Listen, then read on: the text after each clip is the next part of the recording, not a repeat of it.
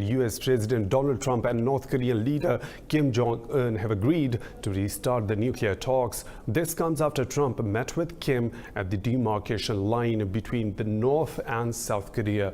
Trump has become the first sitting American president to set foot on North Korean soil. Later, the two leaders held a private one-on-one meeting. Trump said officials of both the countries will meet within next 2 to 3 weeks to restart negotiation process. The U.S. president said he isn't looking to rush into an agreement. I can only say the meeting was a very good one, very strong, very solid, great relationship, and we'll see what can happen. Now we'll just see if we can do something. But again, we want to get it right. We don't want to. We're not looking for speed. We're looking to get it right.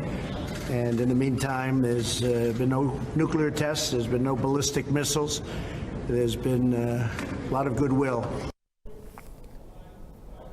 For more on this, we are joined by our Seoul correspondent, Bruce Harrison. Bruce, thank you for joining in. First of all, President Trump had refused to meet North Korean leader till the last week. What do you think has led to this dramatic change of events? Well, frankly, it's unclear. We had seen recent comments from the president that during his G20 summit and his time in Asia, he would not be meeting with Kim Jong-un, though he did suggest they could be communicating in another form. And it wasn't clear until this morning that they were actually going to meet at the DMZ. While in Osaka for the G20, President Trump met with Chinese President Xi Jinping. He also met with South Korean President Moon Jae-in. It's unclear if one of them influenced him to go towards this meeting with the young North Korean leader, or if it was simply his own decision. He figured he'd be in South Korea for a summit with President Moon. Why not scoot up to the border? President Trump wasn't able to make that trip in 2017 because of bad weather. I know he wanted to get back to the DMZ. Multiple presidents before have visited but never crossed into the northern side. North Korea also had to accept this offer, and Kim Jong-un waited for a formal invitation before agreeing to meet Trump. But it all happened very fast, and we may never know exactly the inner workings that led to this apparently spontaneous meeting at the border between North and South Korea. Bruce, what do you think? What role did South Korea play in making this meeting this time around possible? Well, there's no doubt South Korea has played a huge role in this process.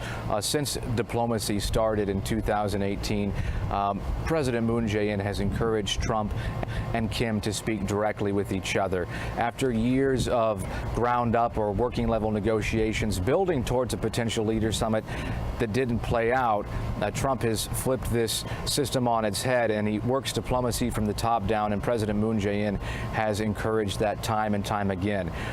And no doubt that President Moon's people, the Blue House, his staff, was instrumental in helping Washington arrange this invitation to Kim Jong-un. Moon traveled to the border with President Trump as well, and met Kim Jong-un as well. They didn't hold a trilateral summit, it appears, but they did all shake hands at the border, and this is exactly what President Moon wants. He believes any space for negotiation or any space for a meeting like this will lead to future negotiations. And it's very critical for the South Korean president because he's hinged his presidency on a successful diplomatic approach with North Korea. It's really been his main focus, and talks have been slow. So this is a positive sign for Moon.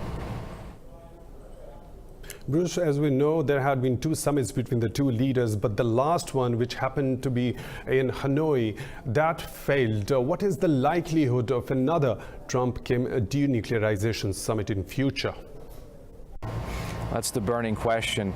We do have a little bit of insight into that. It's unclear what will happen, but Trump did say that he and Kim Jong-un agreed to restart nuclear talks. They will build new teams, both North and South Korea, of negotiators to hold working level talks to build back up towards a leaders summit. And he said that process to form these teams will happen soon, and they'll start working together, North and South Korea, or North Korea and the U.S., within just a matter of weeks. But he did also say that he's not in a rush.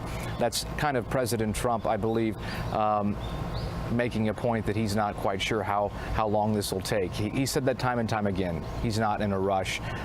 He's not in a rush to get this done anytime soon, despite what he said early in his presidency. It's really unclear. A lot of critics believe today was just a photo op, critics of President Trump's diplomatic efforts, and that this won't lead to anything, frankly. There's no further groundwork that led to this about nuclear negotiations. North Korea, Washington stand in the same places. The stalemate still exists, so how does this help? But others, as I slightly mentioned before, believe that any kind of progress is good progress. There's no threats of nuclear war right now. Tensions are calm between the two Koreas and U.S. and North Korea, and this meeting, spontaneous meeting, creates space to push these working level talks along. That was our Seoul correspondent Bruce Harrison. Thank you for the details. Now, to understand the impact of Trump-Kim meeting, we are joined by Mr. Ross Feingold. He's a political risk analyst based in Taipei. Sir, thank you for taking time out for Indus News. First of all, I'd like to know that symbolically this is a major win for Donald Trump. But what is the significance of today's events in the greater regional and global scheme of things? Well, in many ways, it shows that the Indo-Pacific strategy of the United States and of the Trump administration does have substance to it. The president is here in Asia. He went not only to the G20, but a trip to South Korea, and then added on to it the meeting today, to the surprise of most of us, with Kim Jong-un. So we see that the president is very much engaged with not just both countries that we perceive as being friendly to the United States, but even a country like North Korea, which is still technically at war with the United States because there's only an armistice, not a peace treaty, to end the Korean War. So we can't blame President Trump or say that he's not highly engaged on diplomacy, nor would it be fair to say that his foreign policy efforts are without success. Talking about the last summit in Hanoi was a failure because apparently both the countries failed to agree on anything. What has changed since then that could make a probable third summit successful? There still seems to be a willingness from both leaders to achieve something, or as Donald Trump would say, to achieve something great. Clearly, the region, if not the world, does want to see some reduction or even an end to North Korea's nuclear weapons program. Even China would prefer that North Korea doesn't continue to develop these weapons. So there's a lot of incentive. There's great desire by governments here in Asia to see this process continue. So if you ask what's changed or what might change going forward, it's a desire by the United States and its allies in the region, even China, to continue this process. And obviously for the North Korean side, the sanctions do have an impact. They've been able to survive the sanctions. We know there are sanctions violations. We know North Korea engages in other kind of behavior that helps it earn foreign currency and prop up its economy and the leadership and the military. But they do suffer from the sanctions. Obviously, what North Korea wants and what they asked for at the Hanoi summit was a large quantum of sanctions relief, which the United States wasn't willing to give at the time because North Korea wasn't offering enough on the nuclear weapons verification side. But that doesn't mean they still can't continue to talk and maybe find a place where both sides are willing to compromise it. So again, this process is not over. That's why we were able to meet today, the two leaders. And the two leaders were able to say that our negotiating teams will continue the negotiations. Mr. Ross Feingold, a political risk analyst based in Taipei, thank you very much for sparing time and talking to us.